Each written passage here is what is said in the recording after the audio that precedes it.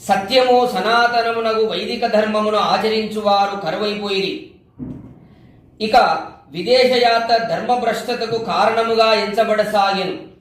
మాల మాదిగల అంటుట ధర్మ వినాశన హేతువయ్యను. క్రైస్తవ మహమ్మదీయులను అంటిన వస్తువులను భుజించుట జాతి భ్రష్టత అయ్యను.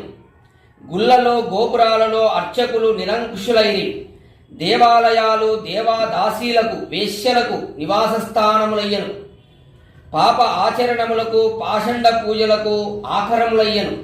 ఒక వంక క్రైస్తవులు వైదికులను తమ మతములో చేర్చుకొని వారిని క్రీస్తుచే కాయబడు గొర్రెల గుంపులలో చేర్చుకొనుచుండా, మరి ఒక వంక మహమ్మదీయులు హిందువుల జుట్టు కత్తిరించి వారిని గడ్డములు పెంచువారినిగా ఉనర్చుచుండిరి. ఇది దయానందుని కాలంలో జరుగుతున్నటువంటి స్థితిగతులండి. చక్కగా వినండి, ఎవరికి తెలియదు ఆ విషయాలు.